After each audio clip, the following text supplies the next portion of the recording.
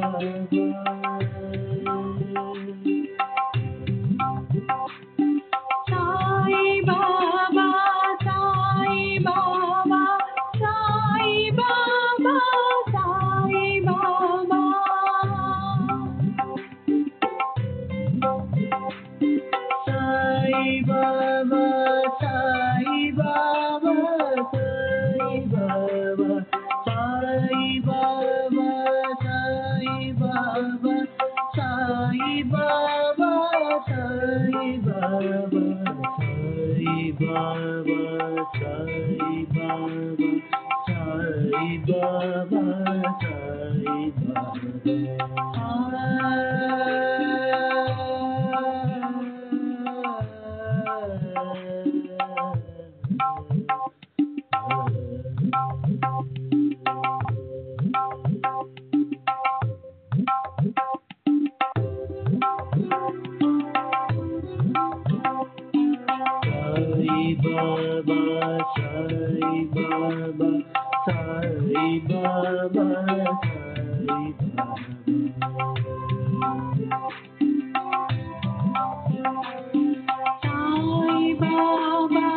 Sai Baba, Sai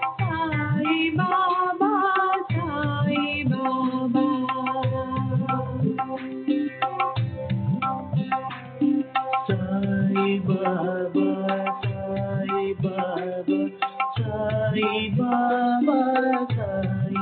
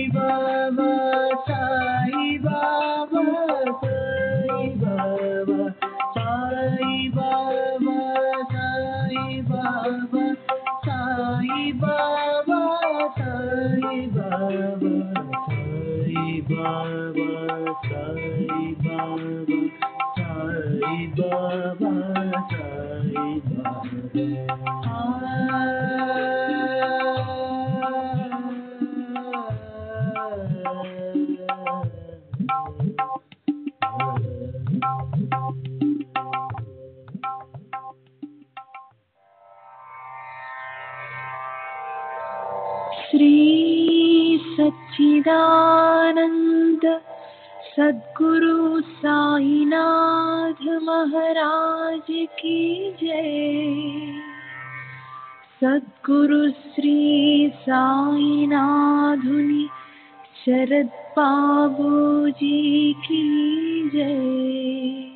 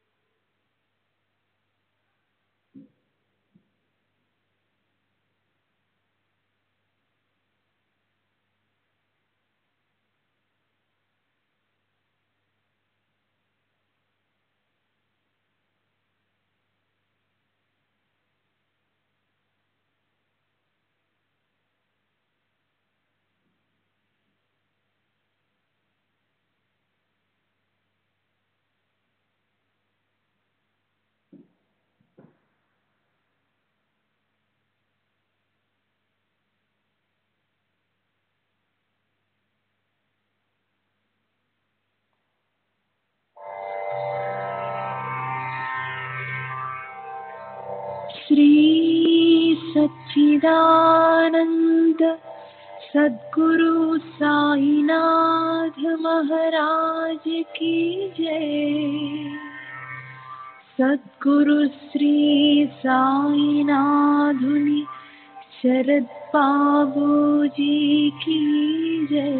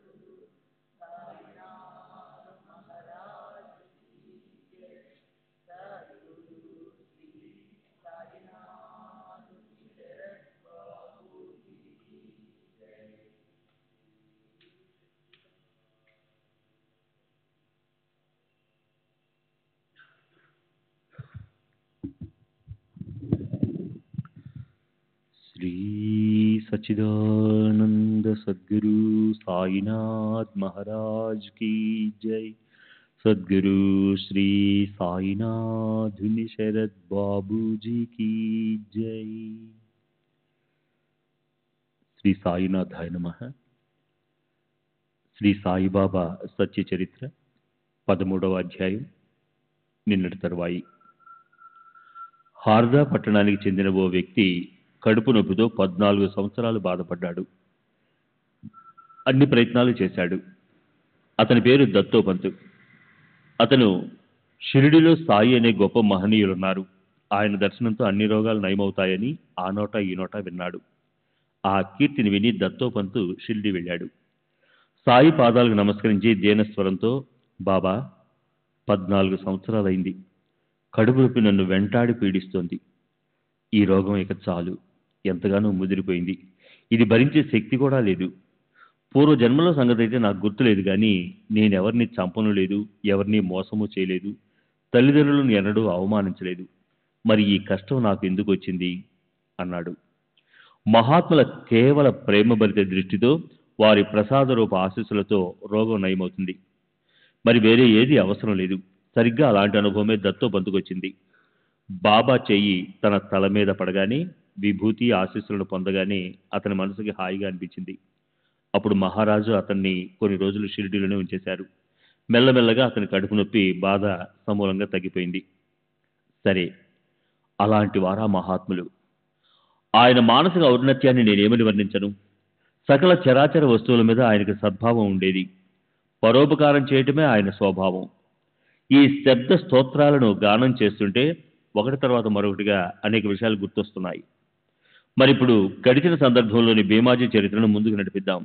సరే, బాబా విభూతి తెప్పించి భీమాజీకి కొంచెం ఇచ్చారు. కొంచెం అతని నుదుటి మీద పెట్టారు.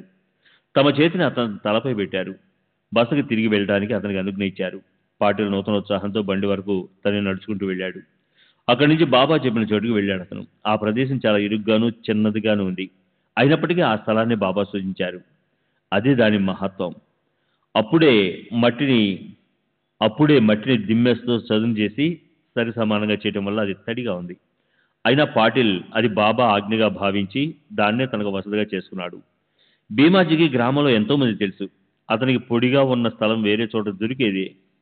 అయితే బాబా నోటి నుంచి చెప్పబడ్డ స్థలాన్ని వదిలేసి వేరే స్థానం గురించి ఆలోచన అతను చేయలేదు. అక్కడే 2 గోను సంచులను పరుచుకుని వాటి మీద పక్కేసుకుని భీమాజీ ప్రశాంత చిత్తంతో నిద్రపోయాడు. అదే రోజు రాత్రి ఇలా జరిగింది. భీమాజీకి ఒక కల వచ్చింది. బాల్యంలోని స్కూల్ టీచరు కల్లోకి వచ్చాడు. పాటిల్ని అదే పనిగా కొట్టసాగాడు. చేతిలో ఒక ఫేమ్ బెత్తం తీసుకుని కొట్టి కొట్టి అతని వీపు చీరేశాడు. పద్యంలోని ఒక వాక్యాన్ని కంఠస్థం చేయమని తన శిష్యుని బాగా బాధించాడు. ఆ పద్యం ఏమై ఉంటుందా అని శ్రోతలు గొప్ప కుతూహలంతో ఉంటారని దానిలోని ప్రతి అక్షరము నేను విన్నది విన్నట్టు చెప్తున్నాను. అన్యగ్రహాల్లో పాదం పెట్టడం అంటే ఎవరు దాన్ని పాము పడగపై పాదం పెట్టడంలాగా భావిస్తారో, లోబి చేతి నుంచి డబ్బు రావటంలా ఎవరి నోటి నుంచి మాటలు వినటం ఎంత కష్టమో, ఇంట్లో డబ్బున్నా లేకున్నా భర్త సహచర్యమే సుఖకరంగా ఎవరు అనుకుంటారో, అలా భర్త ఇష్టాన్ని అనుసరించి ప్రశాంత చిత్తంతో వ్యవహరించే ఆ స్త్రీయే జగత్తులో నిజమైన పతివ్రత. అయితే ఈ శిక్ష దేనికోసమో ఆ విషయం అసలు తెలియలేదు. టీచర్ బెత్తాన్ని వదలడం లేదు. అతను గొప్ప మొండి పట్టుదలతో ఉన్నాడు. తర్వాత వెంటనే మరో కల వచ్చింది. అది దీనికంటే విలక్షణంగా ఉంది. ఎవరో ఒక వ్యక్తి వచ్చి అతని ఛాతీని నొక్కుతూ కూర్చున్నాడు. అతని చేతిలో ఓ పొత్రాన్ని తీసుకుని భీమాజీ ఛాతీని సన్నికలుగా చేశాడు. భీమాజీ ప్రాణం వెలవెల్లాడిపోయింది. అతనికి సరాసరి వైకుంఠానికే పోతున్నట్లయింది. అప్పుడు కల ముగిసింది. భీమాజీ కళ్ళు మూతలపడ్డాయి.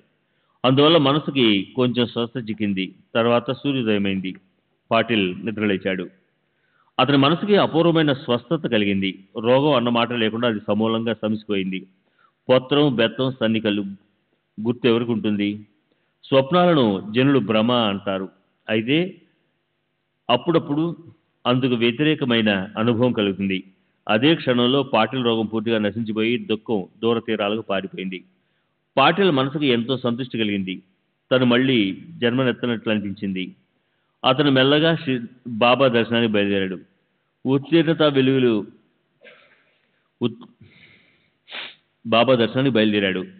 వెలుగులు వెదజల్లే నిండు జాబిలి లాంటి బాబా ముఖం చూసిన పాటిల్కి ఆనందమనే సముద్రం ఉవ్వెత్తున ఎగిసింది. ఆనందంతో అతని మొహం విప్పారింది. కళ్ళకి గ్లాని కలిగి అవి అరమోట్పులయ్యాయి. ఆ రెప్పల మాట నుంచి ఉబ్బికిన ప్రేమాశ్రువులు పరవళ్లు త్రొక్కుతూ వరదలై ప్రవహించాయి. అతను బాబా పాదాలపై తన తల నుంచి ఇలా అన్నాడు. బెత్తంతో శిక్షించినందుకు, గుండెని బద్దలు చేసినందుకు పరిణామం ఖచ్చితంగా మంచి ఫలితాన్ని ఇస్తుంది. దీనికి రుణాన్ని తీర్చుకోవడం పామరునైన నా వల్ల కాదు. కనుక బాబా పాదాలపై నేను తల పెడుతున్నాను.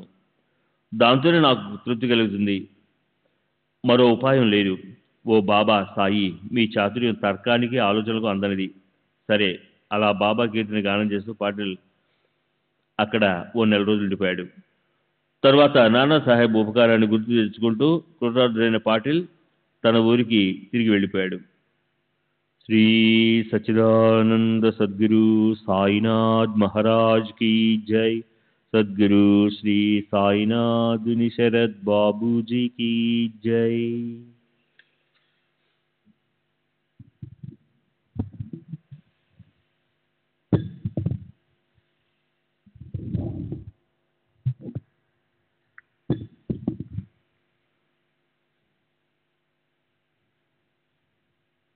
అలా భక్తి శ్రద్ధలు పెనవేసుకోగా ఆనందపూర్ణంగా అయింది చిత్తం. సాయి కృప అనే ఉపకారాన్ని గుర్తుంచుకొని భీమాజీ పాటేలు తరచూ షిరిడీకి వస్తుండేవాడు. సాయిబాబాకి 2 చేతులు, ఒక తల, అనన్య శ్రద్ధ, అచంచల విశ్వాసం, కేవలం ఇవి చాలు. పొందిన ఉపకారాన్ని భక్తులు గుర్తు పెట్టుకుంటే చాలు. కష్టాల్లో చిక్కుకున్నవారు శ్రీ సత్యనారాయణ స్వామికి మొక్కుకొని కష్టాల కడల నుంచి బయటపడిన తర్వాత ఆయన వ్రతమంతా విధిపూర్వకంగా యథావిధిగా చేసినట్లు పాటేలు అప్పటి నుంచి సాయి సత్యవ్రతాన్ని శాస్త్రంలో చెప్పినట్టు స్నానం చేసి బ్రహ్మచర్యం లాంటి వ్రత నియమాలను పాటించి ప్రతి గురువారం చేయసాగాడు. జనులు సత్యనారాయణ స్వామి వ్రతకథ చదువుతారు. అయితే భీమాజీ దాస్గను కృత ఆర్వాచీన భక్త లీలామృతంలోని సాయి చరిత్రను ప్రేమపూర్వకంగా చదివేవాడు. ఆ గ్రంథంలోని 45వ అధ్యాయంలో గణదాసు అనేక మంది భక్తుల చరిత్రను వర్ణించాడు. దానిలోని సాయినాథుని గురించిన 3 అధ్యాయాలే ఈ సాయి సత్యవ్రత కథలు. అన్ని వ్రతాల్లోకి ఇదే ఉత్తమ వ్రతంగా ఆచరిస్తూ పాటేలు పై 3 కథలు చదువుతుండేవాడు. దానివల్ల అతనికి అపరిమిత సుఖం లభించింది. అతని మనసుకు శాంతి కలిగింది. పాటేలు ఎప్పుడూ స్నేహితులు, బంధువులతో కలిసి ఆనందం ఉప్పొంగే మనసుతో నియమంగా సాయి సత్యవ్రతం చేస్తుండేవాడు. నైవేద్యానికి శ్రీ సత్యనారాయణ వ్రతంలా లాగాయే అదే కొలతతో నైవేద్యంలోని ప్రతి ఒక్క పదార్థము అంటే పిండి, నెయ్యి, చక్కెర, సవాసేరు కానీ లేదా 1.25 కిలో కానీ చేసేవాడు. అలాగే దీన్ని కూడా ఒక ఉత్సవం లాగే చేసేవాడు. అక్కడ నారాయణుడైతే ఇక్కడ సాయి, 2 చోట్ల ఏ విధమైన హెచ్చుతగ్గులు లేవు. పాటేలు అలాంటి పద్ధతి మొదలెట్టాడు. అదే ఆచారాన్ని గ్రామంలో గ్రామస్తులు కూడా పాటించారు. తర్వాత అక్కడ సాయి సత్యవ్రతం కొనసాగింది. అలా దయామయులైన మహనీయులు భక్తులకు మంచి కాలం వస్తే తామ కేవలం దర్శనంతో సంసారంలోని చింతలను దూరం చేసి కాలుణ్య కోర తిరగొడతారు. ఇప్పుడు ఇక్కడి నుంచి రాబోయే కథలో పుత్రప్రాప్తికై ఒకరు పడ్డ చింతని, సత్పురుషుల్లో ఉండే ఏకాగ్రతను గురించిన వర్ణన వింటే చమత్కారం అనిపిస్తుంది.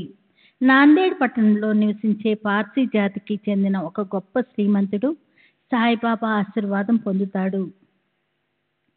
అతనికి పుత్రుడు కలుగుతాడు. అక్కడ మౌలా సాహిబ్ అనే మహాత్ముడి గురించి బాబా సూచిస్తారు. ఆ పార్సీ ఆనందాన్ని పొంది తన గ్రామానికి తిరిగి వెళ్ళిపోతాడు. ఈ కథ ఎంతో ప్రేమభరితమైనది. శ్రోతలు స్వస్థ చిత్తంతో వినాలి. అప్పుడు వారికి సాయి సర్వ వ్యాపకత్వము అలాగే వాత్సల్యము తెలుస్తాయి. హేమాడ్ పంతు సాయిబాబాకు శరణొచ్చి మహాత్ములకు, శ్రోతలకు నమస్కరిస్తున్నాడు. రాబోయే అధ్యాయంలోని నిరూపణను విచారపూర్వకంగా వినండి. సర్వులకి శుభమస్తు. ఈ ప్రకారంగా సత్పురుషులు, సజ్జనులు ప్రేరణ కలిగించిన భక్త హేమాడ్ పంత్ రచించిన శ్రీ సాయి సమర్థల సత్య చరిత్రలోని భీమాజీ క్షయ నివారణ అనే పేరు గల 13వ అధ్యాయం ముగిసింది. శ్రీ సద్గురు సాయినాథ్ అర్పణమస్తు. శుభం భవతు. 13వ అధ్యాయానికి పరిపూర్ణ వివరణ. ఈ అధ్యాయంలో చెప్పిన కథల నుంచి భక్తుల రోగాలను తమ కేవలం వచనాలతో ఆశీర్వాదంతో బాబా ఎలా నయం చేసేవారో మనకు తెలుస్తుంది. అప్పుడప్పుడు ఆయన ఉపాయం విచిత్రంగానూ బాధాకరంగానూ ఉండేది. అయినప్పటికీ కూడా భక్తులకు రోగం నయమయ్యేది.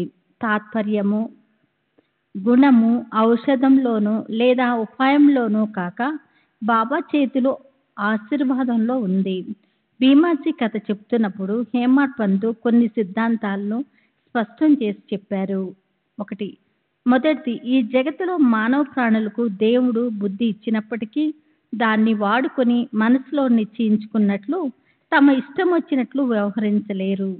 వారి వెనుక కర్మతంత్రాలను పట్టుకొని ఉంటుంది. జన్మల పర్యంతము చేసిన కర్మల సంస్కారము, వాటి ప్రారంధాల పరిణామము వారిని చెడు మార్గం వైపు లాక్కెళ్తాయి. శ్రద్ధ పుణ్యం వైపు పోతే పాదాలు పాపాల వైపు లాక్కెళ్తాయి. సత్కర్మను శోధిస్తూ పోతుంటే కుకర్మలు అడ్డుగా వస్తాయి.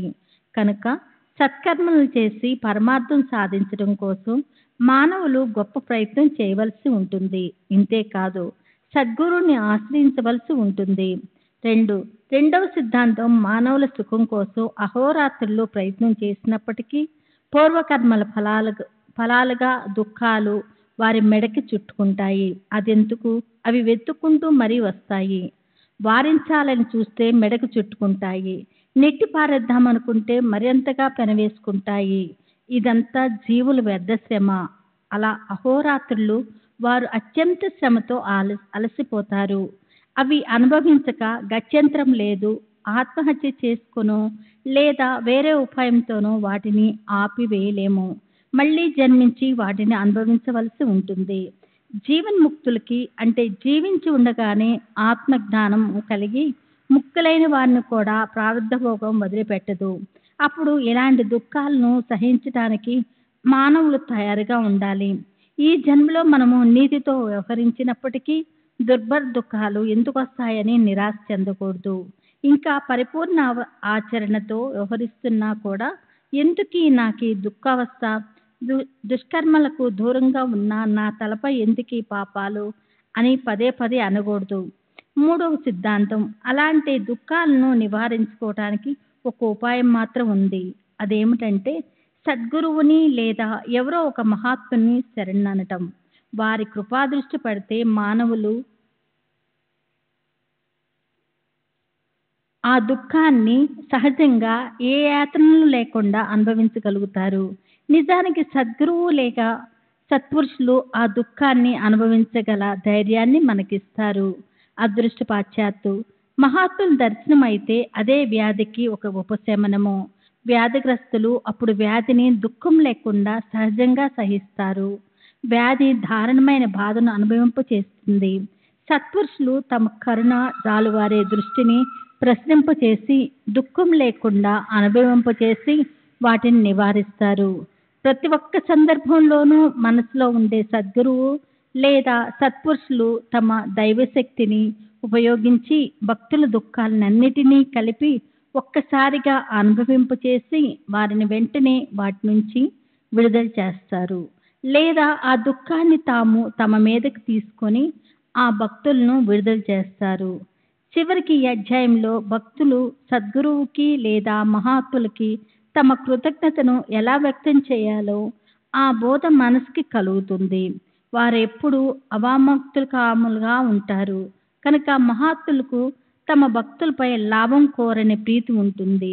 అప్పుడు వారి ఉపకారానికి బదులు తీర్చుకోవటం కోసం ఈ క్రింది ఓబీని గుర్తుపెట్టుకోవాలి. 2 చేతులు, 1 తల, అనన్య శ్రద్ధ, దృఢ విశ్వాసం, ఇవి చాలు. పొందిన ఉపకారాన్ని భక్తులు గుర్తుంచుకుంటే చాలు. అది తప్ప సాయినాథులకి మరొకటి అవసరం లేదు. శ్రీ సచ్చిదానంద సద్గురు సాయినాథ్ మహారాజ్ కి జై. సద్గురు శ్రీ సాయినాథుని శరత్ బాబూజీకి జై. 14వ అధ్యాయం, సాయి రతన్జీల సమాగమం. నాందేడుకి చెందిన రతన్జీ షావుకారుకి సాయిబాబాతో గల దగ్గర సంబంధం. శ్రీ గణేశునికి నమస్కారం. శ్రీ సరస్వతీదేవికి నమస్కారం, శ్రీ గురు మహారాజుకి నమస్కారం, శ్రీ కులదేవతకి నమస్కారం, శ్రీ సీతారామచంద్రులకి నమస్కారం, శ్రీ సద్గురు సాయినాథునికి నమస్కారం. మహాత్ముల్లో శ్రేష్ఠులైన ఓ సాయినాథ, మీకు జైకారాలు. ఓ దయామయ, గుణగంభీర, తర్కానికి అందని గుణాలు కలవాడు, నిర్వికార, పరాత్పర, అత్యంత శ్రేష్ఠుడు అంటే ఈశ్వరుడు, అపార, అంతమే లేనటువంటి నిరవధ్య, దోషరహితుడైనట్టి సాయినాథ మీకు జయకారాలు. మీ భక్తుల పట్ల మీ మనసులో దయ ఉండడం వల్ల దృష్టికి దూరంగా ఉన్న వాళ్ళ మీద శ్రద్ధ పెట్టి అనేక కారణాలతో వాళ్ళని కలిసి కష్టాల కొలిమి నుంచి వాళ్ళని తప్పిస్తారు. దీనులను ఉద్ధరించడానికి భక్తులకు లొంగని కఠినమైన చెడు వాసనలనే దుష్ట రాక్షసులను వధించడం కోసం వచ్చిన సాయిబాబా ఓ ఈశ్వర అవతారం. మంచి మనోవృత్తితో ఆయన దర్శనానికి వచ్చిన వారు అమరమైన స్వానంద రసాన్ని త్రాగుతారు. విషయ సుఖాల నుంచి మనసుని నిగ్రహించి పరమాత్మ ధ్యానం పట్టుకోవడం వల్ల కలిగే హర్షం వారికి కలుగుతుంది. వాళ్ళ హృదయం ఆనందంతో ఉప్పొంగి వాళ్ళు ప్రేమతో పరవశించి పోతారు. అలాంటి సర్వగుణ సంపన్నులైన సాయి సమర్థుల చరణాలకు దీనుణ్ణి, హీనుణ్ణి, పామరునైన నా వినయపూర్వక సాష్టాంగ నమస్కారం. ఇప్పుడు గడిచిన కథానుసంధాన్ని అనుసరించి నల్ల కుక్కకి పెరుగన్నం తినిపించడంతో చలి జ్వరం తగ్గిపోయిన కథ గురించి వర్ణించబడింది. కేవలం తథ్యాన్ని చూపుడు వేలుతో బెదిరించగానే నయం కానటువంటి కలరా, త్రాగడానికి ఇచ్చిన జావతోనూ తినడానికి ఇచ్చిన వేయించిన వేరుశనగ పప్పులతో విరోచనాలు నయమైపోయి, అలాగే ఒకరి కడుపు నొప్పి, ఒకరి చెవి రోగం, మరొకరి మహాప్రబల క్షయరోగం కేవల దర్శనంతోనే నశించిపోయాయి. శ్రీ సాయి కృపతో భీమాజీ పాటిల్ దుఃఖం నశించిపోయి సుఖ సంపన్నుడైనాడు. సాయిబాబా చరణాలకు కృతజ్ఞతాపూర్వకంగా సంపూర్ణంగా అఖండంగా శరణు వచ్చాడు. అలాగే వినూత పద్ధతిలో ఉన్న ఈ అపూర్వ చమత్కారాన్ని వినడం వల్ల శ్రోతలకున్న అత్యంత ఉత్సాహాన్ని చూసి సాదరంగా వినిపిస్తున్నాను. శ్రోతలు ఒకవేళ లక్ష్యం పెట్టి వినని వారైతే వక్తకు స్ఫూర్తి ఎలా కలుగుతుంది? కథనానికి ఉత్కృష్టత ఎక్కడి నుంచి వస్తుంది? అది రసపూర్ణంగా ఎలా అవుతుంది? వక్త కథను ఎలా చెప్తాడు? అదంతా శ్రోతల ఆధీనంలోనే ఉంటుంది. శ్రోతలే దానికి ఆధారం. వాళ్ళ వల్లే కథా సుమకి మాధుర్యపు సౌరభం పెరుగుతుంది. అసలే ఈ సత్పురుషుల చరిత్ర బయట నుంచి లోపల వరకు ఆద్యాంతము మధురంగా ఉంటుంది. మహాత్ముల ఆహార విహారాలు మధురం. వారు సహజంగా ఉచ్చరించే శబ్దాలు కూడా మధురంగా ఉంటాయి. ఇది కేవలం చరిత్రే కాదు, స్వానందం అనే స్వచ్ఛ జలం. దీన్ని అత్యంత దయామయులైన సాయి మహారాజు తమ భక్తులు తమని గుర్తుపెట్టుకోవాలని ప్రేమతో ప్రసాదించారు. ఇలాంటి సత్పురుషుల కథలు ప్రాపంచిక, పారమార్థికల గురించి ఉంటాయి. ప్రపంచాన్ని ఎలా సరిచేయాలో అన్నది గురించి చెప్తూ వారు నివృత్తి అంటే పరమార్థం సాధించడం కోసం వైరాగ్య మార్గానికి లాక్కొస్తారు. కారణం ఏమిటంటే సంసారంలో సుఖంగా వ్యవహరించాలి, అయితే నిత్యం జాగరూకతతో ఉండాలి, దేహాన్ని సార్థకం చేసుకోవాలి. అనంత కోటి పుణ్యాల బలంతో జీవుడికి కోరకుండానే మానవ శరీరం లభించింది. అందులోనూ పరమార్థాన్ని సాధించిన వారి అదృష్టం అయితే ప్రత్యేకమైనదే. అయితే ఇది లభించినా కూడా దాన్ని సార్థకం చేసుకోని వారు అకారణంగా అవనికి భారంగా జన్మించినట్లేనని చెప్పవలసి వస్తుంది. వారికి జీవితంలో పశువుల కన్నా ఎక్కువ గొప్ప సుఖం ఏం లభిస్తుంది? ఆహార, నిద్ర, భయ, మైథునాలు తప్ప మరోటి తెలియని మానవులు తోక కొమ్ములు లేని కేవల పశువులు కాదా? ఈ మానవ జన్మకి ఎంతటి మహత్వం ఉంది! దీనివల్లే ఈశ్వరుని భక్తి సాధ్యమవుతుంది. 4 ముక్తులు అంటే సాయుధ్యం, సాలోక్యం, సారూప్యం, సామీష్యం పాదాలు పట్టుకుంటాయి. 4 ముక్తులు పాదాలు పట్టుకుంటాయి. ఆత్మజ్ఞాన ప్రాప్తి కూడా దానివల్లే లభిస్తుంది. సంసారం గగనసీమలోని మబ్బుల మాటున తలుక్కుమని మెరుపులా క్షణంలో మటుమాయమవుతుంది. విషపు జ్వాలలు కక్కే కాలసర్పంచే మృంగబడిన లోకులకు సుఖం ఒక గటిక అంటే 24 నిమిషాలు మాత్రమేనా అరుదుగా లభిస్తుంది. అమ్మ, నాన్న, సోదరుడు, భార్య, కొడుకు, కూతురు, బాబాయి వీరంతా నదీ ప్రవాహంలో ప్రవహిస్తూ ఒక చోటికి వచ్చే కర్రముక్కలు లాంటి వారు. అలాగే ఈ సంసారంలో ఒక్క క్షణం కలిసి ఉన్నట్లు కనిపిస్తారు. కానీ ఒకవేళ ఏదైనా అలా తీవ్రంగా వచ్చి వాళ్ళని విడదీసి వారంతా ఒకరినొకరు విడిపోతే అప్పుడు వారు మునుపటిలా మళ్ళీ కలవడం అనేది ఉండదు. ఈ జగత్తులో తమ హితాన్ని సాధించని వారు తమ తల్లిని వ్యర్థంగా బాధపెట్టినట్లే. ప్రాణులు జన్మ ఇచ్చినప్పుడే మృత్యు మార్గాన్ని పట్టుకుంటారు. మహాత్ముల చరణాలు వారికి ఒకవేళ పట్టుకోకపోతే వారి జన్మ వ్యర్థమైపోతుంది. కనుక ఆ పనిని ఇవాళ, రేపు, ఎల్లుండి అని వాయిదా చేసేవారు మోసపోతారని తెలుసుకోవాలి. మరణాన్ని గురించి మనసులో నిరంతరం స్మరణ పెట్టుకోవాలి. ఈ శరీరం కేవలం కాలుడికి ఓ చినుబండారం. మొత్తానికి సంసారానికి అలాంటి అశాశ్వత లక్షణం ఉంది. కనుక మానవులు నిరంతరం సావధానులై ఉండాలి. వ్యవహారాల్లో జాగ్రత్తగా ఆచితూచి అడుగులు వేస్తే పరమార్థం అనే అప్సరాంగన ఆవలోకగా అరచేతిలో వాళ్తుంది. కనుక ప్రపంచంలో సోమరితనం పనికిరాదు. పురుషార్థాన్ని ప్రాప్తింపచేసుకునే విషయంలో ఎప్పటికీ నిర్లక్ష్యం ఉండకూడదు. సాయి కథను ప్రేమతో విన్నవారికి శ్రేయస్కరమైన పరమ కళ్యాణం ప్రాప్తిస్తుంది. వారికి సాయి చరణాలలో భక్తి పెరుగుతుంది. వారికి సుఖమనే భాండారం లభిస్తుంది. సాయిబాబా మీద నిండు ప్రేమ గుండెల నిండా ఉన్న వారికి ఈ కథ సంగ్రహం సాయి చరణ కమలాలను అడుగడుగున గుర్తుకు తెప్పిస్తుంది. శబ్దాలతో వర్ణించలేనటువంటి వారిని ఈ కథలో శబ్దాలు వర్ణించడం జరిగింది.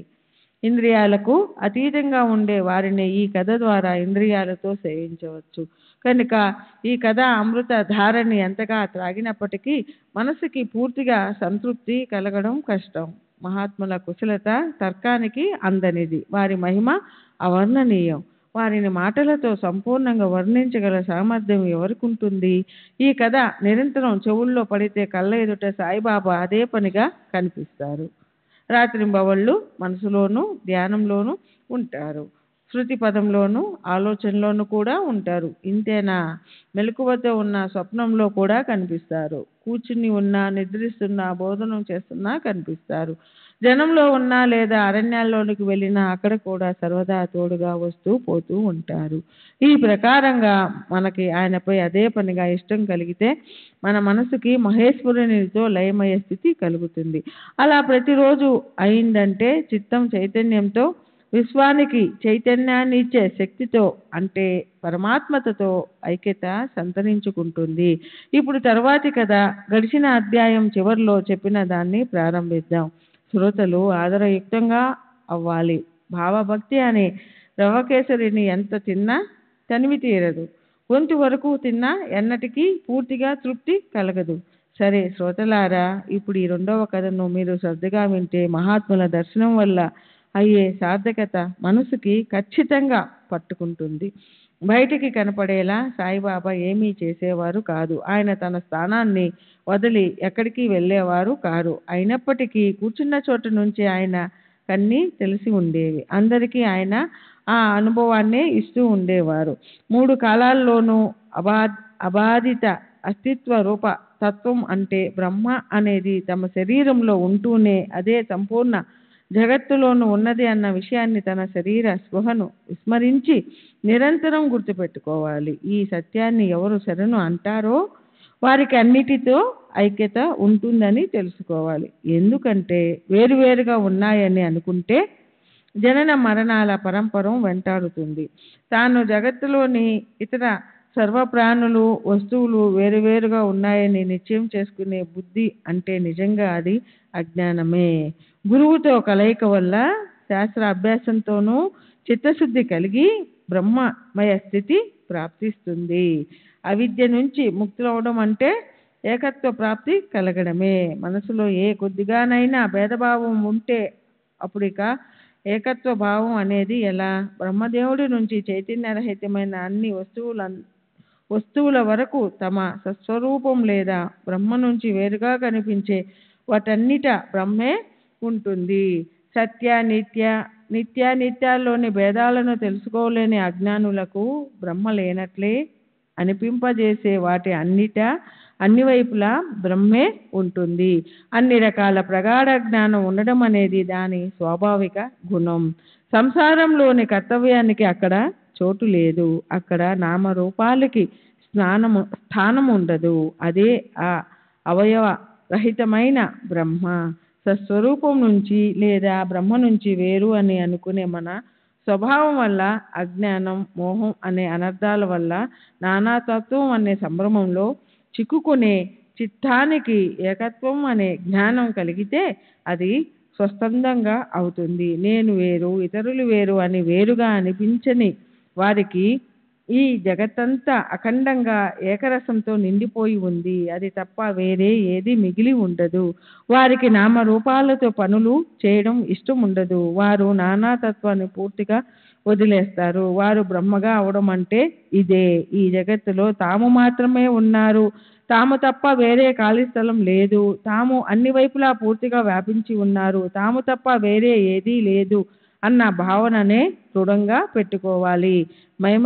మైమరపించే మాయను దూరంగా తరిమివేయాలి. తాము తప్ప పరవస్తువు లేదు అని గుర్తుంచుకొని తమ దృష్టిని స్వాధీనంలో పెట్టుకోవాలి. ఈ భేదభావం ఎలా ఉత్పన్నమైనది అని శ్రోతలకి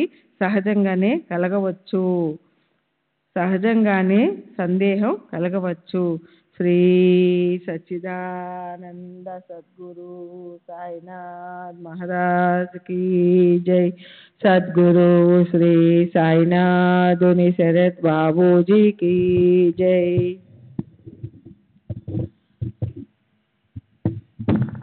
श्री सच्चिदानंद सद्गुरु साईनाथ महाराज की जय. सद्गुरु श्री साईनाथ శరత్ బాబూజీకి జై. బ్రహ్మే తెలుసుకోవలసిన వస్తువు. జీవుడు దాన్ని తెలుసుకోవటానికి ప్రయత్నం చేసేవాడు. ఈ భావన పోగొట్టగల ఉపాయం ఏమిటి? ఏ కొద్దిగానైనా సరే భేదబుద్ధి ఉంటే అనన్యత్వం నశించిపోతుంది. వెంటనే నానాత్వం ఉత్పన్నమై అదే జనన మరణాలకు కారణమవుతుంది.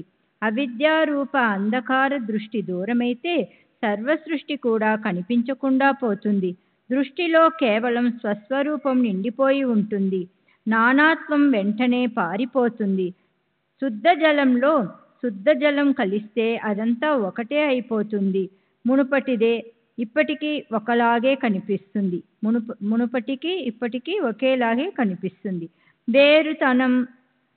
వేరుతనం అనేది గుర్తు పెట్టడానికి మిగిలి ఉండదు. కట్టె ముక్క ఆకారాలు వేరువేరుగా ఉన్నప్పటికీ వాటిని అంటిస్తే అవి అగ్ని స్వరూపంలో ఒకటిగానే కనిపిస్తాయి. వాటి ముక్కలు అనే లక్షణము, ఆకారము నశించిపోతాయి. అవి అగ్ని స్వరూపంలో లీనమైపోతాయి. అదేవిధంగా ఆత్మ అనేది ఒకటే. ఈ జ్ఞానానికి మరొక ప్రమాణాన్ని ఇవ్వడం అవసరం లేదు. అన్ని ప్రాణుల్లోనూ ఆత్మ పూర్తిగా నిండిపోయి ఉంది. అయితే రూపరహితం అవడం వల్ల కళ్ళకు కనిపించదు. మిథ్యా కల్పన వల్ల ప్రాణులు చిత్తం నిరంతరం చిక్కుల్లో పడుతుంది. దానివల్ల అది జనన మరణ దుఃఖాలను అనుభవిస్తూ నిరంతరం శుద్ధమైన మనస్సుతో ఉంటుంది. నామరూపాలనే ఉపాధిని వదిలేసి ఈశ్వరుని సత్యస్వరూప జ్ఞానం కలిగే అవస్థను సాధ్యం చేసుకునే అలాంటి సిద్ధ పురుషులను మాయ బాధించదు. వారు సదా ఆత్మానందంలో లీనమవుతారు. అలాంటి స్థితికి చక్కని ఉదాహరణ శ్రీ సాయి చరణాలు. ఆయన దర్శనాన్ని పొందిన వారు నిజంగా ధన్యులు. చంద్రుడు నీటిలో కనిపించినప్పటికీ నీటికి బయటే ఉంటాడు. అదేవిధంగా సత్పురుషులు భక్తులతో చుట్టుముట్టి ఉన్నప్పటికీ వస్తుతః వారి నుంచి ఎంతో దూరంగా ఉంటారు. వారి చుట్టూరా భక్తులు గుమిగూడి ఉన్నప్పటికీ వారికి ఎలాంటి ఆసక్తి ఉండదు. వారి మనోవృత్తి ఆత్మస్వరూపంలో లీనమై ఉంటుంది. దృష్టి ఎప్పటికీ మరోవైపుకి చూడదు. సాక్షాత్తు ఈశ్వరుడే అలాంటి గొప్ప సాధు సత్పురుషుల మాటను అనుసరించి వ్యవహరిస్తాడు. వారికి జగత్తులో ప్రాప్తించని వస్తువు అంటూ ఉండదు. అలాగే తెలియనిది అంటూ ఏమీ ఉండదు. ఉపదేశమిచ్చి పుచ్చుకునే గురు శిష్యులు ఈ జగత్తులో అసంఖ్యాకంగా ఉంటారు. అయితే ఉపదేశంతో పాటు అనుభవం కూడా ఇచ్చే గురువు అరుదుగా లభిస్తుంటారు. ప్రారంభించిన ఈ వర్ణన ఇక చాలు. శ్రోతలు ముఖ్య కథలను వినడానికి ఉత్సాహంతో ఉన్నారు. వినాలన్న వారి కోరిక నెరవేరుగాక. మహలాయిలోని నాందేడు పట్టణంలో ఒక ప్రఖ్యాత పార్సీ వ్యాపారి ఉండేవాడు. అతను అత్యంత ధార్మికుడు, జనప్రియుడు. అతని పేరు రతన్జీ షాపూర్జీ వాడియా. అతని వద్ద ధన సంపత్తి అపారంగా ఉంది. బళ్ళు, గుర్రాలు, పొలాలు, తోటలు చాలా ఉండేవి. స్వతహాగా రతన్జీ తలుపులు ఎప్పుడు తెరిచే ఉండేవి. అతని వాకిలి నుంచి ఎవరు కూడా నిరాశ చెంది వెనక్కి వెళ్ళేవారు కారు. బయట నుంచి చూడ్డానికి రాత్రింబవళ్ళు అలా ఆనంద సాహరంలో వాళ్ళు మునకలు వేస్తున్నట్లు ఉన్నప్పటికీ లోపల రతన్జీ షావుకారిని సహించరాని చింత అనే మొసలి బాధిస్తూ ఉండేది. అది ఈశ్వరుని సిద్ధాంతంగా తోస్తుంది. జగత్తులో ఎవరికి పూర్తి సౌఖ్యం ఉండదు. ఒక్కొక్కరికి ఒక్కో రకమైన చింత ఉంటుంది. నేను గొప్పవాణ్ణి, నేను గొప్ప ఐశ్వర్యవంతుణ్ణి, కనుక నేను నాకు ఇష్టం వచ్చినట్లు చేస్తాను అని కొందరంటారు. అలా ఊరికే అహంకరిస్తారనే కాబోలు ఏదో ఒక లోపం లేకపోతే దృష్టి తగులుతుందని బ్రహ్మదేవుడు తన స్వహస్తాలతో కావాలనే ఏదో కొద్ది లోపాన్ని దిష్టి చుక్కలా పెడతాడని స్పష్టమవుతుంది. పొంగి పొరలే ద్రవ్యము, బంగారము ఉన్న రతన్జీ షావుకారు వచ్చేపోయే వారికి భోజనం పెట్టి బీదల దైన్యాన్ని దూరం చేసేవాడు. సదా సర్వదా ఆనందంగా ఉండేవాడు. మొత్తానికి జగత్తు దృష్టికి షావుకారు అత్యంత సుఖంగా ఉన్నట్లు అనిపించేవాడు. ఒకరి తరువాత ఒకరుగా 12 మంది ఆడపిల్లలు మాత్రమే ఉన్నారు. మగపిల్లలు లేకపోయాక సంపత్తి వల్ల కలిగే సుఖం ఏపాటిది? అతనికి సుఖం అనేది ఎలా లభిస్తుంది? మనసు హాయిగా ఎలా ఉంటుంది? భక్తి లేని హరికీర్తన, తాళము స్వరము లేని గానం, జంధ్యం లేని బ్రాహ్మణుడు, వీటిలో ఏమి శోభ ఉంటుంది? అన్ని కళల్లోనూ పారంగతుడైనప్పటికీ మంచి చెడు జ్ఞానం లేకపోతే, సదాచారం పాటించేవాడైనప్పటికీ ప్రాణి మాతృల వల్ల దయలేని వాడైతే అది ఏమి శోభ? పొలంపై చందన తిలకం ఉన్నప్పటికీ, మెడలో తులసిమాలను అలంకరించుకున్నప్పటికీ, నాలుకతో సాధు సత్పురుషులను నిందిస్తే అందులో ఏమి శోభ? పశ్చాత్తాపం లేకుండా తీర్థయాత్రలు చేస్తేనూ, మెళ్ళో ఏ నగ లేకుండా ఒంటిపై ఎన్ని నగలు వేసుకున్నా మగపిల్ల లేని ఇంటికి ఏం శోభ ఉంటుంది? నారాయణుడు ఒక్క సుపుత్ర సంతానాన్నైనా ఇస్తాడా అనేదే షావుకారుని అహోరాత్రులు పీడించే ప్రశ్న. మనసు చింతాక్రాంతమైపోయింది. అందువల్ల షావుకారు నిరంతరం దుఃఖితుడై ఉండేవాడు. అతనికి అన్నము నీళ్లు సహించేవి కావు. రాత్రింబవళ్ళు మనసు ఉదాసీనంగా చింతతో ఉండేది. షావుకారు దేవుడికి మొరపెట్టుకునేవాడు. దేవా, ఇంతటి నా కళంకాన్ని తీసేసి నన్ను నిష్కళంకుణ్ణి చేయి. నా వంశానికి ఓ ఆధారాన్ని ఇవ్వు. ఓ ప్రభు, నా మానాన్ని కాపాడు. షావుకారుకి దాసగను పట్ల ఎంతో భక్తి ఉండేది. ఒకసారి షావుకారు తన మనసులోని ఈ కోరికను అతనికి చెప్పాడు. అప్పుడు అతను ఇలా అన్నాడు: షిరిడీ వెళ్ళు, అప్పుడు నీ మనసులోని కోరిక నెరవేరుతుంది. సాయిబాబా దర్శనం చేసుకో. ఆయన పాదాలకు నమస్కరించి నీ సంపూర్ణ ఇచ్చను ఆయనకు నివేదించు. ఆయన నిన్ను ఆశీర్వదిస్తారు.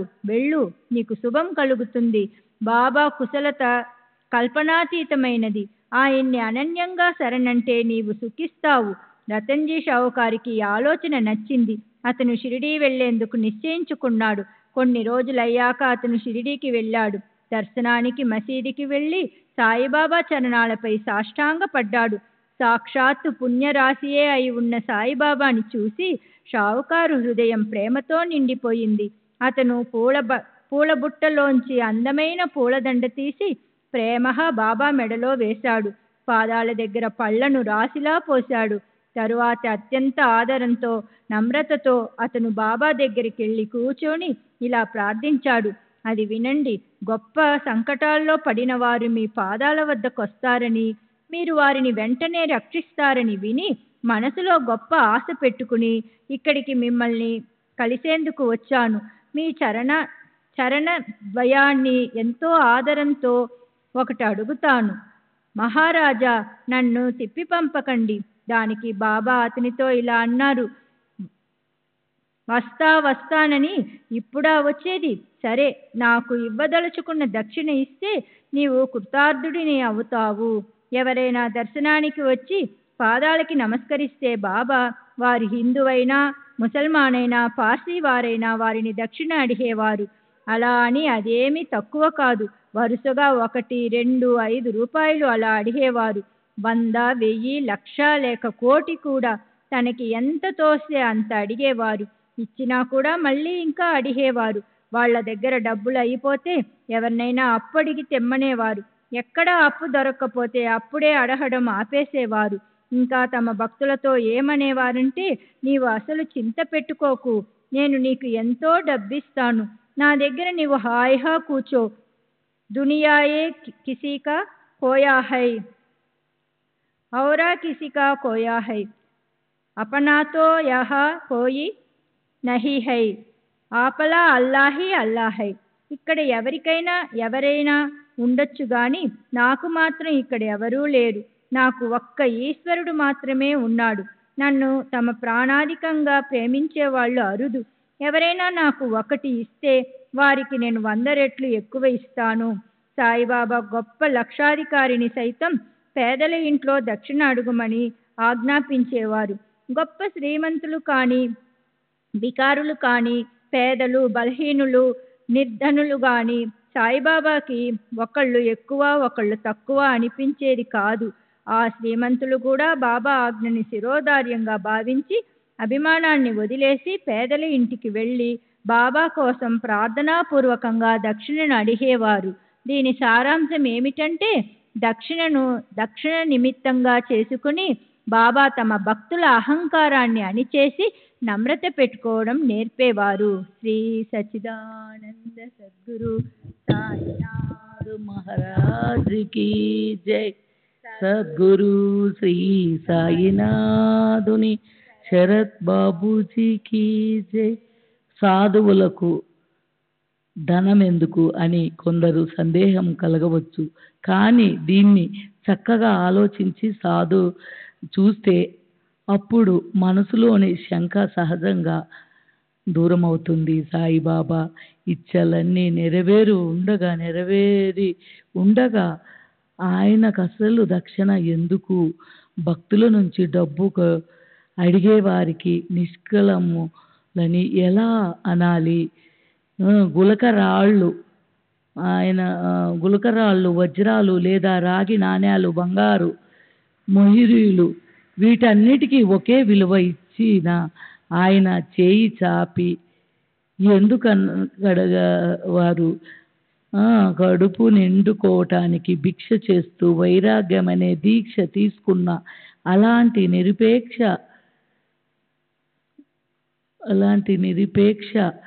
విరాగికి దక్షిణ కొరవలసిన అవసరమేమిటి? ఎవరి ద్వారంలో అష్టసిద్ధులు చేతులు జోడించి సదా నిలబడి ఉంటాయో, ఎవరి ఆజ్ఞ పాటించేందుకు కుబేరులు 9 రకాల వీధులలో సేవించేందుకు సిద్ధంగా ఉంటారో, మహాపద్మ శంఖ మకర కచ్చప ముకుంద కుంద నీల కర్వ అనేవి 9 విధులు ఆయనకి ద్రవ్యం కోసం దీనంగా అడగవలసిన పనేమిటి? సంసార సుఖాలను తన్నేసి స్వర్గ సుఖాల వైపు పొరపాటున కూడా చూడని వారు అలా తమ హితము ఎక్కడుందో తెలిసిన అలాంటి విరాగులకి ధనము ఎందుకు? తాము స్వయంగా సత్పురుషులు సాధువులు సజ్జనులు అయి ఉండి తమ కీర్తి సదా గొప్పగా ఉండాలి అన్న దాని మీద లక్ష్యం పెట్టుకున్న ఆయన జీవనం భక్తులు శ్రేయస్సు కోసమే ఉండేది. అలాంటి వారు ధనం ఎందుకు కూడబెట్టాలి, సాధువులు దక్షిణ ఎందుకు కోరాలి? వారి మనసు నిరంతరము నిరీక్షతో ఉండాలి. సాయిబాబా ఫకీరు అయినప్పటికీ ఆయన్ని లోభం వదలలేదు. ఎప్పుడు డబ్బు అడుగుతుంటారు. మొదటి దర్శనంలో దక్షిణ ఇస్తే రెండో దర్శనంలో కూడా దక్షిణ అడుగుతారు. సెలవు తీసుకునేటప్పుడు కూడా దక్షిణ అడుగుతారు. దక్షిణ ఇవ్వండి అని మరి అడుగుతారు. నిమిషానికి ఇదేమిటి?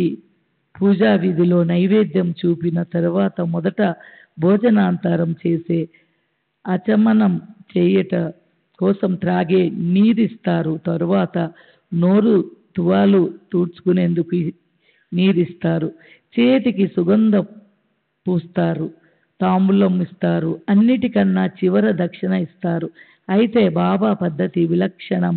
చందనం పెట్టేటప్పుడు లేదా అక్షంతలు మొదలైనవి చల్లేటప్పుడు వారు దక్షిణ కోరేవారు కాదు. మొదటి ప్రార్థనను ఆరంభించేటప్పుడు ఆయన దక్షిణ కోరేవారు. అందువల్ల ఓం తత్వత్ బ్రహ్మార్పణమస్తు అని దక్షిణ ఇచ్చి మంత్రము ఆ అక్షంలోనే అనాలి. శ్రీ సచ్చిదానంద సద్గురు సాయినాథ్ మహారాజ్ కీ జై. సద్గురు శ్రీ సాయినాథుని శరత్ బాబూజీకి జై. అయితే ఈ సందేహాన్ని నిరసించడానికి గొప్పగా ప్రయత్నించిన అవసరం లేదు. క్షణం పాటు ఆలోచిస్తే సమాధానం దొరుకుతుంది. ధనాన్ని ప్రోగు చేయటంలోని ఉద్దేశం తమ చేత ధర్మం జరగాలనే. అయితే జనులు ఆ ధనాన్ని క్షుద్రమైన రతి సుఖం, ఇతర ఐహిక సుఖాలను అనుభవించడం ఇది ప్రేమతో ఖర్చు పెడతారు. నిజానికి డబ్బు మన వద్ద ఉంటే శాస్త్ర భాష్యం ధర్మ కార్యాలు, దాన ధర్మాలు నిశ్చయంగా చేయగలుగుతాం. అందువల్ల పరమాత్మ విషయంలో జ్ఞానం కలుగుతుంది. అలా సొంత డబ్బు పరమేశ్వరుడి వైపుకు తీసుకువెళ్లాల్సిన మార్గంలో మనల్ని నడిపిస్తుంది. అప్పుడు మనసుకి సుఖశాంతులు లభిస్తాయి. మొదట్లో చాలా రోజుల వరకు బాబా ఏమీ తీసుకునేవారు కాదు. కాలిన అగ్గిపుల్లలు పోగు చేసి వాటినే జేబులో నింపుకునేవారు. భక్తులు కానీ భక్తులు కానీ ఎవరి వద్ద ఏమీ తీసుకునేవారు కాదు. ఎవరైనా ఎప్పుడైనా ఓ రాగి కానీ పెడితే దాంతో ఆయన పొగాకు నూనె కొనేవారు. ఆయనకి పొగాకంటే చాలా ఇష్టం. బీడీ కానీ లేదా చిలుం కానీ తాగేవారు. చిలుం అపరిమితంగా పీల్చేవారు. అది ఎప్పుడు కాలుతూనే ఉండేది. తరువాత సత్పురుషుల దర్శనానికి ఖాళీ చేత్తో దక్షిణ లేకుండా ఎలా వెళ్ళాలి అని కొందరి మనసుకు అనిపించేది కనుక వారు దక్షిణ తీసుకొని వెళ్ళేవారు.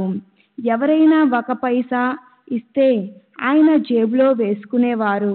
అయితే 2 పైసలు నాణెం ఇస్తే దాన్ని అలాగే తిరిగి ఇచ్చేసేవారు. ఆ పద్ధతి చాలా రోజులు నడిచింది. కానీ కొద్ది కాలం తర్వాత సాయిబాబా మహత్యం పెరిగి భక్తులు గుంపులు గుంపులుగా రాసాగారు. విధిపూర్వకంగా ఆయన్ని పూజించడం మొదలైంది. బంగారం, పువ్వులు, దక్షిణ ఇవ్వకుండా పూజకి పూర్ణత్వం రాదు. ఆ నిత్య పూజ విధి పూజ చేసే వారికి శాస్త్రధారం వల్ల తెలుసు. రాజుకి అభిషేకం సమయంలో నీరు చల్లేటప్పుడు లేదా పాదపూజ చేసేటప్పుడు పూజ చేసేవారు కానుకలు తెస్తారు. అలాగే గురు పూజ కోసం కూడా దక్షిణ తెస్తారు. ఉచ్చాది దక్షిణవంత్. దక్షిణ ఇచ్చేవాడు ఉచ్చ పదవికి అంటే స్వర్గానికి పోతారు. హిరణ్యాద అమృతవంత. సువర్ణ దానం లేదా హిరణ్యం అనే నాణ్యాన్ని ఇచ్చే వారికి మోక్షం ప్రాప్తిస్తుంది. హేమదాత శుద్ధమంతం. బంగార దానం చేసేవాడికి చిత్తశుద్ధి కలుగుతుంది. అన్ని వేదాల్లో చెప్పబడి ఉంది. గంధం పెట్టడం వల్ల శుద్ధ పవిత్రత ప్రాప్తిస్తుంది. అక్షింతలు వేయటంతో ఆయుష్ పెరుగుతుంది. పూలు తాంబూలం అర్పించడం వల్ల సంపత్తి ఐశ్వర్యం ప్రాప్తిస్తాయి. దక్షిణ ఇవ్వడం వల్ల అపార ద్రవ్యం ప్రాప్తిస్తుంది. పూజా సాధనలో గంధం, అక్షింతలు, పూలు, తాంబూలం విశేషమైనవి. అలాగే దక్షిణ బంగారు పూలు విశేషమైనవి. దానితో అపార ధనవంతులవుతారు. దైవ పూజ సందర్భంలో దాని పూర్ణత్వం కోసం దక్షిణ ఎలా అవసరమో అలాగే వ్యవహారంలో వ్రత ఉద్యాపన సందర్భంలో వ్యాయన దానంతో పాటు సువర్ణం ఇవ్వవలసి ఉంటుంది. కొన్ని వ్రతాల్లో బ్రాహ్మణులకు లేదా ముత్తైదువులకు పళ్ళు, మధుర పదార్థాలు మొదలైనవి ఇచ్చేటప్పుడు బంగారం ఇస్తారు. జగత్తులోని ఈ ఇచ్చి పుచ్చుకోవాలని వ్యవహారాలన్నిట్లో డబ్బు కావాల్సి ఉంటుంది. తమ ప్రతిష్ట తగ్గిపోకూడదని లోకులు అలాంటి సందర్భాల్లో యథాయోగ్యంగా డబ్బు ఖర్చు పెట్టి దానంలా కాపాడుకుంటారు. హిరణ్య గర్భస్థం ఇత్యాది మంత్రాలు అర్పించే దైవ పూజకు ఒకవేళ దక్షిణ అంగీకారం అయితే మరి సత్పురుషులకు పూజకి ఎందుకు అక్కర్లేదు? శ్రీ సచ్చిదానంద సద్గురు మహారాజ్ కీ జై. సద్గురు శ్రీ సాయినాథ్.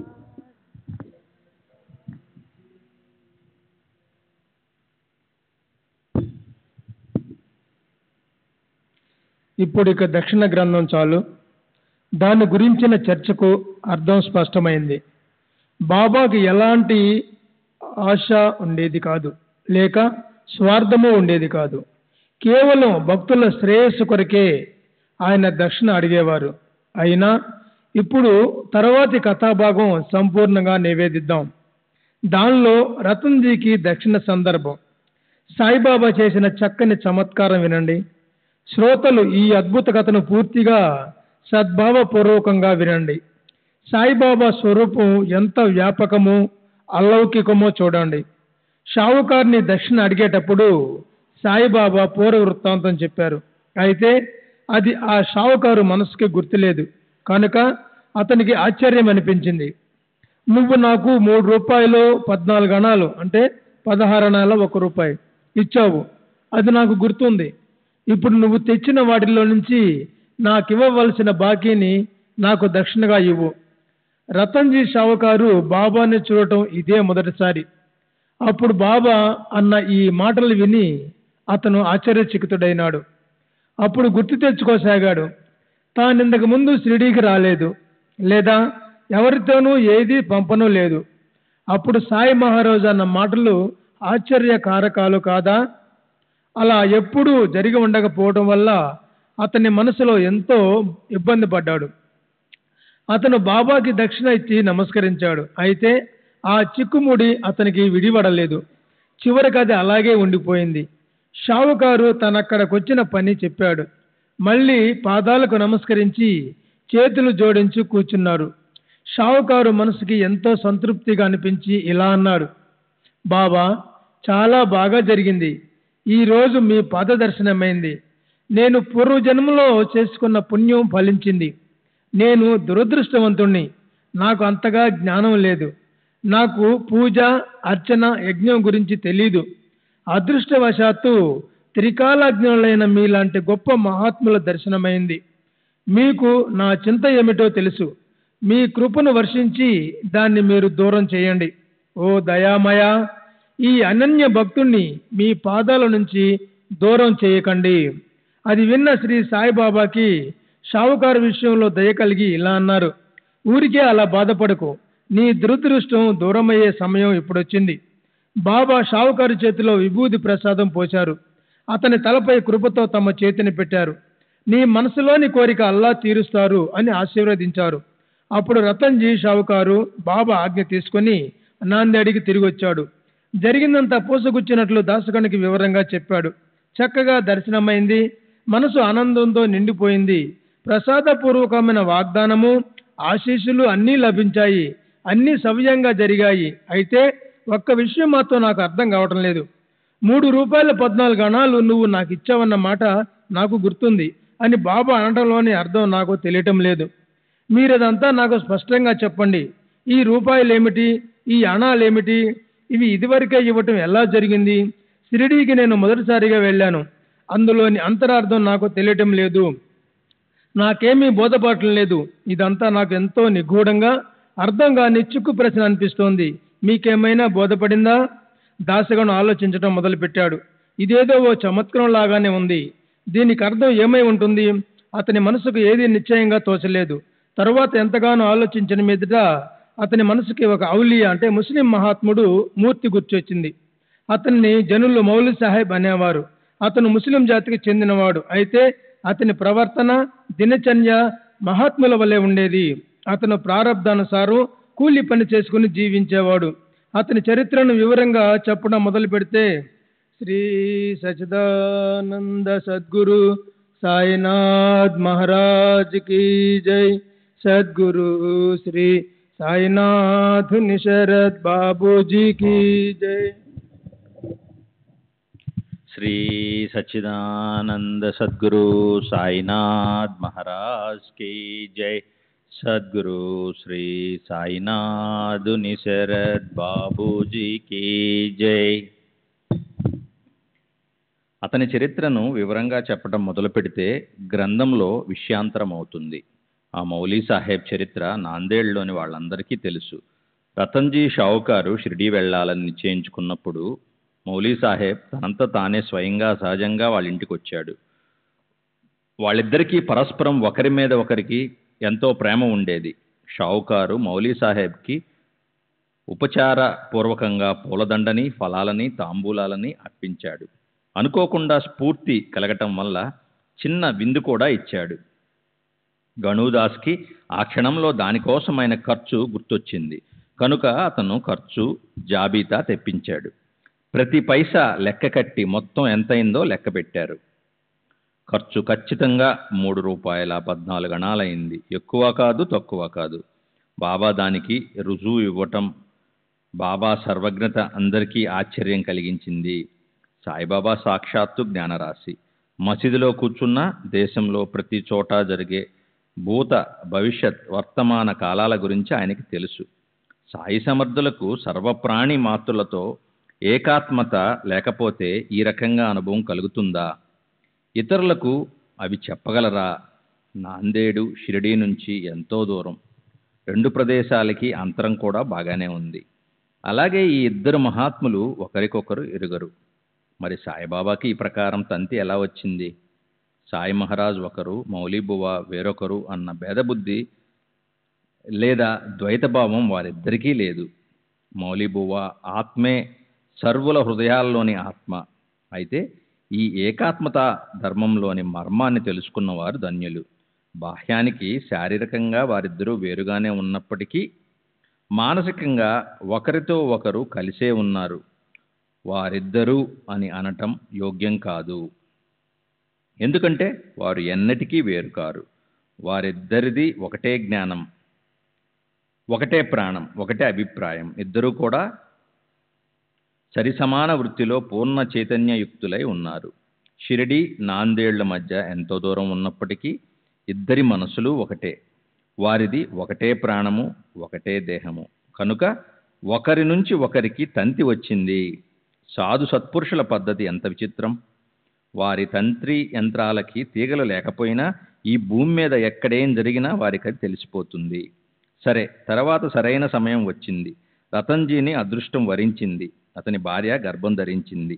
అతని ఆశ అనే వృక్షం చిగురులు తొడిగింది. యోగ్యమైన సమయంలో అతని భార్యకి పుత్రుడు కలిగాడు. బాబా ఆశీస్సులు నిజమయ్యాయి. పుత్రరత్నం జన్మించగానే రతన్జీ ఆనందించాడు. అనేక సంవత్సరాలుగా క్షామం ఉన్నప్పుడు హఠాత్తుగా వర్షం పడినట్లు పుత్ర సంతాన ప్రాప్తి వల్ల రతన్జీకి పూర్తిగా తృప్తి కలిగింది. ఆ వంశ రూపలత ఒకసారి చిగురించి అది యథాక్రమంగా పెరుగుతూ పోయింది. అమ్మాయిలు, అబ్బాయిలతో అతని ఇల్లు నిండిపోగా రతన్జీ సుఖించాడు. ఆ తర్వాత కూడా అతను సాయిబాబా దర్శనానికి పోతుండేవాడు. అలాగే ఆయన ఆశీస్సులు పొందేవాడు. రతన్జీ మనస్సులోని కోరికలన్నీ నెరవేరి అతని మనసు సంతృప్తి చెందింది. వసంత ఋతువులో మామిడి చెట్టుకి ఎంత పూత వచ్చినా అందులో ఆ పూతంతా పండ్లు కాదు. అలాగే రతన్జీకున్న 12 మంది పిల్లల్లో 4 బ్రతికారు.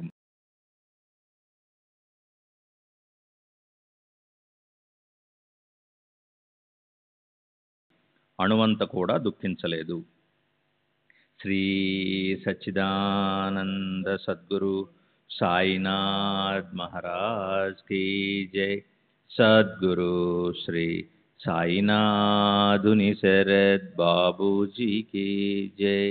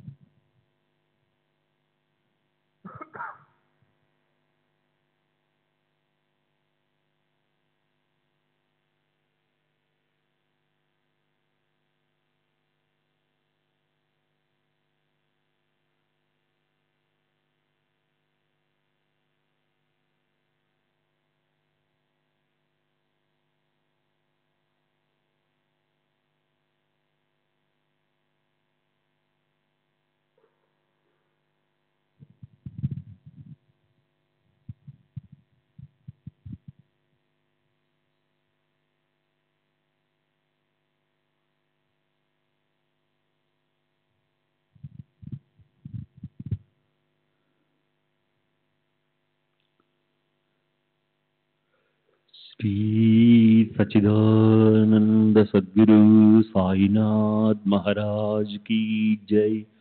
సద్గురు శ్రీ సాయినాథుని శరద్ బాబూజీ కీ జై. साई रहम नजर करना, बच्चों का पालन करना. साई रहम नजर करना, बच्चों का पालन करना. जाना तुमने जगत पसारा, सब ही झूठ जमाना. जाना तुमने जगत पसारा, सब ही झूठ जमाना. साई रहम नजर करना, बच्चों का पालन करना. करना बच्चों का पालन करना. मैं अंधा हूँ बंदा आपका, मुझसे पद दिखलाना. मैं अंधा हूँ बंदा आपका, मुझसे पद दिखलाना. साई रहम नजर करना, बच्चों का पालन करना, साई रहम नजर करना, बच्चों का पालन करना। दासगण कहे अब क्या बोलूं, थक गई मेरी रसना। दासगण कहे अब क्या बोलूं, थक गई मेरी रसना। साई रहम नजर करना, बच्चों का पालन करना, साई रहम नजर करना, बच्चों का पालन करना। रहमो नजर करो अब मोरे साई, तुम दीना नहीं मुझे माँ बाप बाई। रहमो नजर करो मैं अंधा हूँ बंदा तुम्हारा, मैं अंधा हूँ बंदा तुम्हारा। मैं ना जानू, मैं ना जानू, मैं ना जानू अल्लाह इलाही। रहमो नजर कर, रहमो नजर कर अब मोरे साई, तुम बिना नहीं मुझे माँ बाप बाई। रहमो नजर कर काली जमाना मैंने गमाया, काली जमाना मैंने गमाया।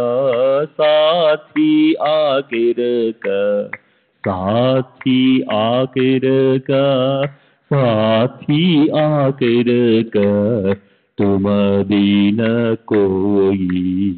रहमो नजर करो, रहमो नजर करो अब मोरे साई, तुम बिना नहीं मुझे माँ बाप बाई। रहमो नजर करो अपने मस्जिद का झाड़ू गण है, अपने मस्जिद का झाड़ू गण है। मालिक हमारे, मालिक हमारे, मालिक हमारे, तुम बाबा साई। रहमो नजर करो, रहमो नजर करो अब मोरे साई, तुम बिना नहीं मुझे माँ बाप बाई। रहमो नजर करो। श्री सच्चिदानंद सद्गुरु साईनाथ महाराज की जय। सद्गुरु श्री साईनाथ धुनी शरद बाबू जी की जय।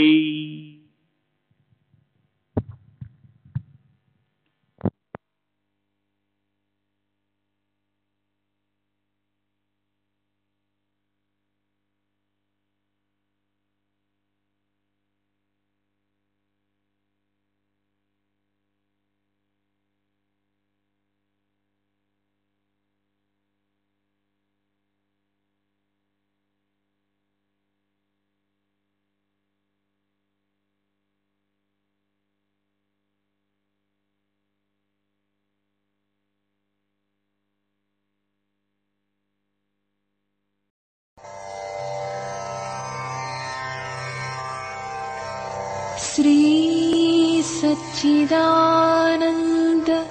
सद्गुरु साईनाथ महाराज की जय। सद्गुरु श्री साईनाथुनि शरद बाबू जी की जय।